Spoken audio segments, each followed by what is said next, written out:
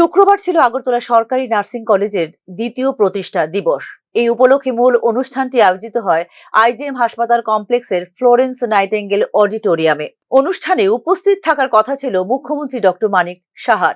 অনিবার্য কারণে মুখ্যমন্ত্রীর অনুপস্থিতিতে অনুষ্ঠানের প্রধান অতিথির ভূমিকা পালন করেন অর্থমন্ত্রী প্রণজিৎ সিংহ রায়। স্বাস্থ্য পরিষেবাকে সর্বোত্তম পর্যায়ে নিয়ে যাবার উদ্যোগ নিয়েছে রাজ্য সরকার। এক্ষেত্রে নার্সিং পঠন পাঠনকে গুরুত্ব দিচ্ছেন মুখ্যমন্ত্রী। নার্সিং পঠন পাঠনের সঙ্গে যুক্ত রয়েছে কর্মসংস্থানের বিষয়টিও বলে এদিন জানিয়েছেন অর্থমন্ত্রী প্রণজিৎ সিংহ রায়। স্বাস্থ্য পরিষেবাকে সর্বোচ্চ স্তরে সমস্ত সেক্টরের দিকে যাতে ডেভেলপমেন্ট করা যায়, তার জন্য আমাদের রাজ্যের জনপ্রিয় মুখ্যমন্ত্রী প্রফেসর ডক্টর মানিক সাহের নেতৃত্বে আজকে সেখানে এই রাজ্যে সমস্ত দিক দিয়ে স্বাস্থ্য পরিষেবাকে উন্নত করার জন্য চেষ্টা আমাদের চালিয়েছে আমাদের সরকার। এবং আপনারা জানেন যে নার্সিং কলেজ একটা খুব ইম্পর্টেন্ট, এবং স্বাস্থ্য পরিষেবাকে যদি সর্বোত্তম জায়গাতে সঠিক জায়গায় নিতে হয়, তাহলে নার্সিং সিস্টেম এবং সহযোগিতা এবং খুব ইম্পর্টেন্ট। এবং সর্বোপরি এটাকে যাতে আরও বেশিভাবে ডেভেলপমেন্ট করা যায়, আরও বেশিভাবে রাজ্যের যারা নার্সিং স্টুডেন্টস আছে তাদেরকে সুযোগ দেওয়া যায়, তার জন্য রাজ্য সরকার ক্রমান্বয়ে সেটা দিকে যেটা বর্ধিত করছে। সিট সংখ্যা, এডুকেশন সিস্টেম, তাদের আসন সংখ্যা বর্ধিত করছে, এবং কর্মসংস্থানের পাশাপাশি এটা ব্যবস্থা চলছে রাজ্যের অধিকাংশ। নার্সিং পঠন পাঠনে উচ্চশিক্ষার জন্য বহির রাজ্যেও পাঠানো হচ্ছে ছাত্র ছাত্রীদের। এই ক্ষেত্রে আধুনিক প্রযুক্তি সম্পন্ন পরিকাঠামো গড়ে তোলা হচ্ছে রাজ্যে।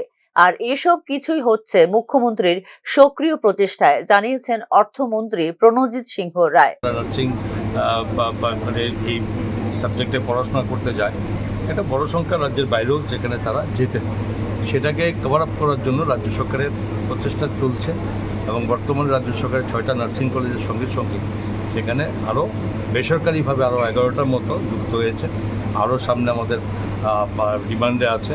তবে আমাদের এটুকু বলতে পারি যে এর মাধ্যমে রাজ্য সরকারের সমস্ত প্রচেষ্টা এবং রাজ্যের মাননীয় মুখ্যমন্ত্রীর ব্যক্তিগত প্রচেষ্টা, এটা দিনকে দিন আমরা যাচ্ছি।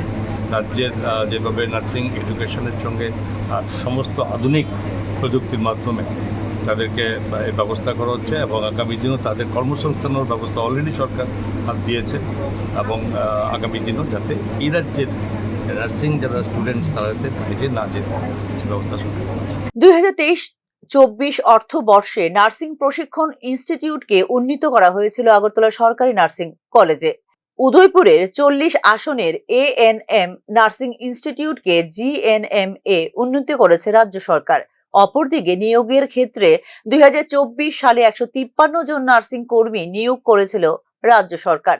রাজ্য স্বাস্থ্য পরিকাঠামোকে সুসংহত করার জন্য 2025-26 অর্থ বছরে মোট 432 জন নার্সিং কর্মী নিয়োগের ঘোষণা দিয়েছে রাজ্য সরকার। এদের মধ্যে 100 জন নার্সকে চুক্তির ভিত্তিতে নিয়োগ করার জন্য ইতিমধ্যেই অনুমোদন দিয়েছে রাজ্যের অর্থ দপ্তর। Bureau report, news now.